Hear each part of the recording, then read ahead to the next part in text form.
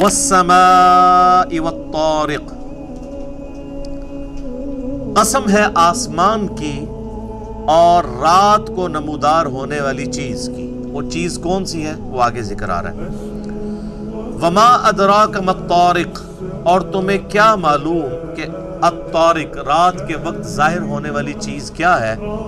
النجم الثاقب، ایک نہایت ہی روشن ستارہ۔ موسٹ پروبیبل اس سے مراد نارتھ سٹار ہی ہوگا، کیونکہ نارتھ سٹار جو ہے ایک تو اس کی پوزیشن کبھی بھی چینج نہیں ہوتی، فکس رہتی ہے ود رسپیکٹ ٹو زمین۔ اسی لیے آپ نے جب کبھی بھی زمین کے اوپر ڈائریکشن یا سمت معلوم کرنی ہو تو نارتھ سٹار کو لوکیٹ کیا جاتا ہے، جو ایک بڑا سا ایک دب اکبر بنتا ہے آسمان کے اوپر، 7 ستاروں کا ایک چمچ نما نقشہ سا آسمان پہ، اس کے جو فرنٹ والے 2 ستارے ہوتے ہیں ان کی سیدھ میں سب سے روشن ستارہ جو ہے وہ نارتھ سٹار ہوتا ہے۔ اور اگر نارتھ سٹار آپ لوکیٹ کر لیں کسی بھی بیابان کے اندر یا سمندری سفر میں ریگستان کے اندر، اور اپنا رخ آپ اس کی طرف کر لیں تو وہ آپ کا رخ شمال کی طرف ہو جاتا ہے، آپ کے دائیں طرف مشرق، بائیں طرف مغرب اور بیک سائڈ پہ جنوب ہوگی۔ ایک سمپل فارمولا ہے۔ اسی کو کمپاس کے ذریعے بھی معلوم کیا جاتا ہے، کیونکہ کمپاس کے جو نیڈلز ہیں وہ سوئیاں ہمیشہ نارتھ کی طرف وہ پوائنٹ آؤٹ ہوتی ہیں، کیونکہ ارتھ میگنیٹک فیلڈ موجود ہے، جس کی وجہ سے آپ جب بھی کمپاس رکھیں گے تو آپ کی وہ جو سوئی ہے وہ نارتھ کی طرف ہوگی، اسی کے اوپر آپ کو نارتھ سٹار بھی نظر آئے گا۔ میں نے پہلے بھی عرض کیا کہ مخلوقات میں اللہ تعالیٰ جن چیزوں کی بھی قسم یاد فرماتا ہے اس اعتبار سے یاد فرماتا ہے کہ یہ اللہ تعالیٰ کے فزیکل فینامنا آف نیچر، قانون قدرت کے تحت یہ چیزیں چل رہی ہیں۔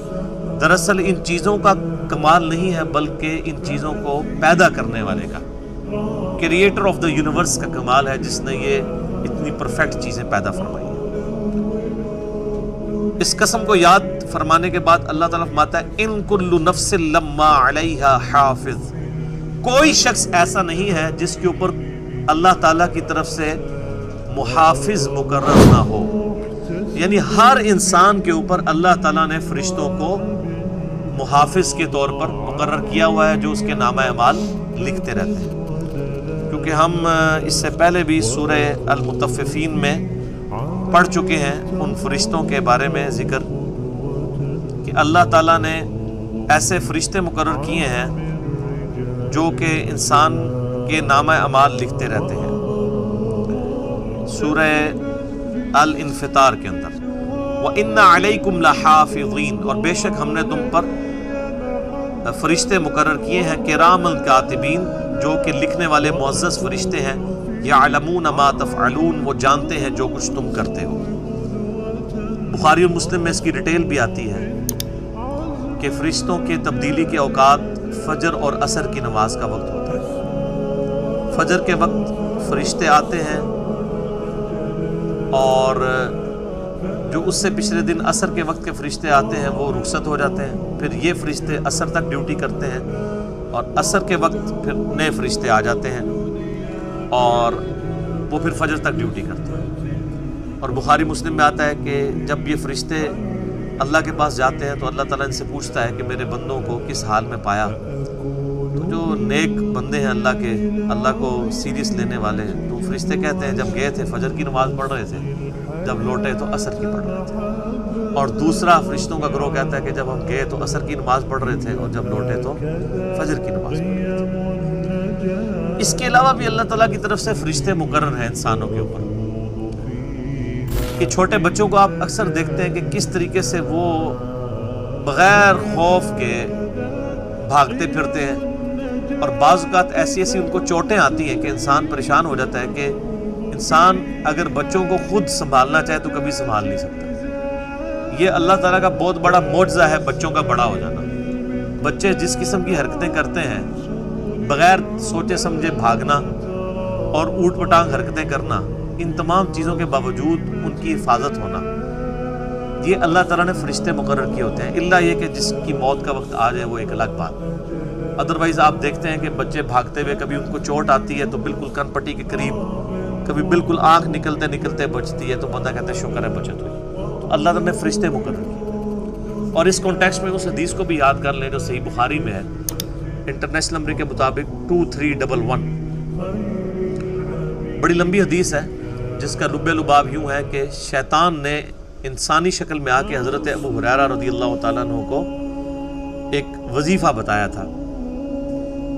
تو نبی علیہ السلام سے جب انہوں نے ڈسکس کیا تو آپ نے فرمایا یہ 3 راتوں سے جو تمہارا مہمان ہے یہ شیطان تھا، اور پھر انہوں نے عرض کی کہ اللہ کے رسول اس نے مجھے بتایا کہ اگر تم رات کو سونے سے پہلے آیت الکرسی پڑھ لو تو صبح تک اللہ تعالیٰ ایک محافظ تم پر مقرر کر دے گا، فرشتہ۔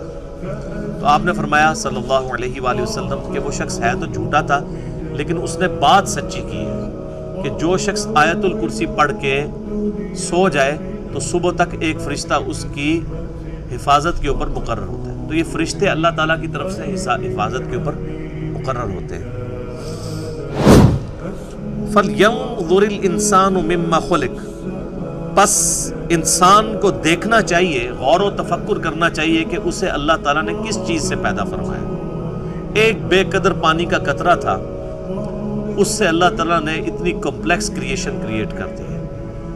صرف انسان اپنی پیدائش کے اوپر غور و تفکر کر لے تو اسے اللہ تعالیٰ کی معرفت اور شناخت نصیب ہو جائے گی۔ خلق من ماء دافق، اسے ایک اچھلتے ہوئے پانی سے پیدا کیا، منی کے قطرے سے۔ یخرج من بین الصلب والترائب، جو پیٹھ اور سینے کی ہڈیوں کے درمیان سے نکلتا ہے۔ یعنی یہ اللہ تعالیٰ نے جو اس کی پروڈکشن، ظاہر ہے کہ جو ہم خوراک کھاتے ہیں اسی سے ہی وہ گوہر نایاب، وہ جو ہے لیکوڈ بنتا ہے جس سے انسان کی یعنی ریپروڈکشن کا سلسلہ جاری ہے، اور وہ اللہ تعالیٰ فرماتا ہے پیٹھ اور سینے کی ہڈیوں کے درمیان سے ہم اسے نکالتے ہیں۔ انہ علی رجعہ لقادر، بے شک وہ ہستی جس نے انسان کو ایک بے قدر پانی سے پیدا کیا ہے اسے واپس لانے پر بھی قادر ہے۔ یعنی وہ جب گل سڑ کے مٹی ہو جائے گا، وہ اللہ جس نے بے قدر پانی کے قطرے سے انسان کو پیدا کیا وہ اس پر بھی قادر ہے کہ جب انسان گل سڑ کے بالکل ہڈیاں بن جائے گا اللہ تعالیٰ دوبارہ اسی انسان کو واپس لے لے گا۔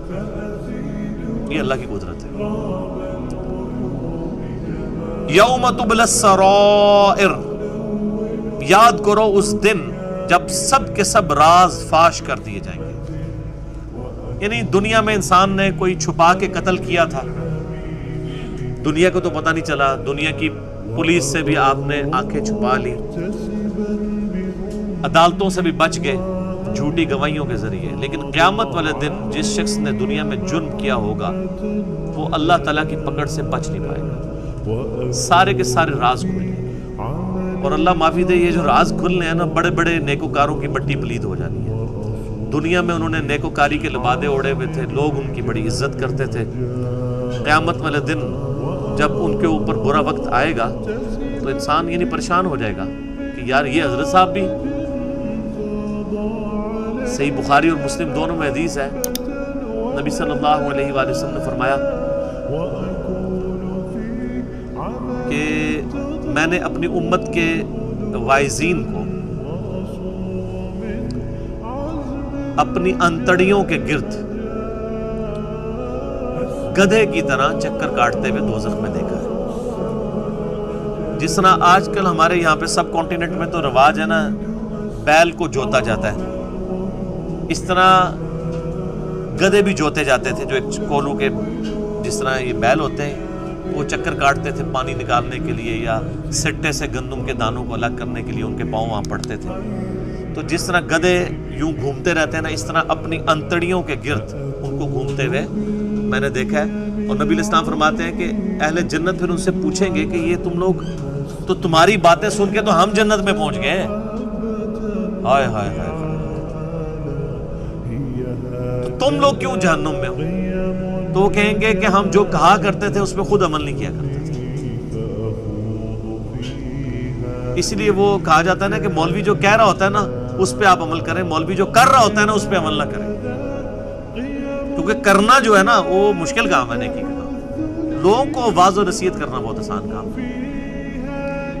تو اس دن راز فاش کر دیے جائیں. اللہ تعالیٰ انسان کے گناہوں پہ پردہ ہی رکھے. ہماری تو یہ دعا ہے کہ اللہ تعالیٰ دنیا اور آخرت میں ہم سے درگزر والا معاملہ فرمائے. ایسا بھی ہوگا کہ بعض لوگوں کے گناہوں پہ اللہ تعالیٰ پردہ رکھ لے گا. ان کے ظاہر ہے کہ وہ ان نیک اعمال کے سبب بھی ان کے ساتھ ایسا ہوگا. باقی جس کی مٹی پلید ہونی ہے وہ تو ہو جانی ہے. اور میں نے دیکھا ہے ریاکار لوگوں کو, تو بخاری میں حدیث ہے, نبی علیہ السلام نے فرمایا کہ اللہ تعالیٰ ریاکار کو اس وقت تک موت نہیں دیتا جب تک کہ ایک دفعہ اس کی ریاکاری پبلک کے سامنے عیاں نہ کر دے. ہم نے کئی علماء کو دیکھا ہے پوری زندگی لوگوں کو دھوکہ دیے بیٹھے ہوتے ہیں, اور پھر الٹیمیٹلی ان کا وہ پورے کے پورے کچے چٹے کھل کے سامنے آ جاتے ہیں سکینڈلز کی فارم میں اور ایشوز میں. اور جب سے ہماری ویڈیوز آئی ہیں تو زندہ اور مردہ سارے بزرگوں کے کچے چٹے کھل کے سامنے آنا شروع ہو گیا. تو الا ماشاء اللہ تعالی فما له من قوت ولا ناصر. تو جب وہ راز فاش کر دیے جائیں گے فما له من قوت ولا ناصر, پس اس دن نہ تو اس شخص میں خود کوئی زور ہوگا اللہ سے بچنے کا, ولا ناصر, اور نہ اس کا کوئی مددگار ہوگا. یعنی قیامت والے دن اللہ تعالیٰ سے کوئی نہیں چھڑا سکے گا. جب وہ شخص اللہ تعالیٰ کی گرفت میں آ جائے گا, نہ تو وہ خود اپنی طاقت کے ذریعے بچ سکتا ہے, نہ اس کو کوئی دھونس کے ساتھ بچا سکتا ہے. یہ شفاعت بالاذن کا معاملہ بھی سمجھیں, یہ شفاعت بالوجاہت نہیں ہے کہ دھونس کے ساتھ کسی کو چھڑوا لیا جائے. قرآن کی جو ڈاکٹرائن ہے اس ڈاکٹرائن کے اندر شفاعت جو ہے وہ اللہ کی اجازت سے, اللہ جس کے لیے اجازت دے دے گا اس کے لیے شفاعت ہو جائے گی. اللہ تعالیٰ کے حضور کوئی شخص کسی کو دھونس کے ساتھ زبردستی کے ساتھ چھڑوا نہیں سکتا. تو اسی لیے اللہ فرما رہا ہے کوئی وہاں پہ مددگار نہیں. اور اس کا کلائمیکس وہ حدیث ہے جو بخاری اور مسلم دونوں میں ہے, اے میری بیٹی فاطمہ میرے مال سے جو کچھ لینا ہے لے لے, اگر اللہ کے حضور تو پکڑے گی قیامت کے دن تو میں تجھے اللہ کے حضور چھڑوا نہیں سکتا. یعنی دنیا میں تو میں اپنے مال سے تجھے جو ہے وہ اکوموڈیٹ کر سکتا ہوں, لیکن اللہ کے حضور اگر پکڑ ہو گئی تو پھر قیامت والے دن میں تمہیں اللہ کے عذاب سے چھڑوا نہیں سکتا. نعوذ باللہ تعالی. اللہم اجرنا من النار. اللہم من احییتہ منا فاحیہ علی الاسلام ومن توفیتہ منا فتوفہ علی الایمان. آمین.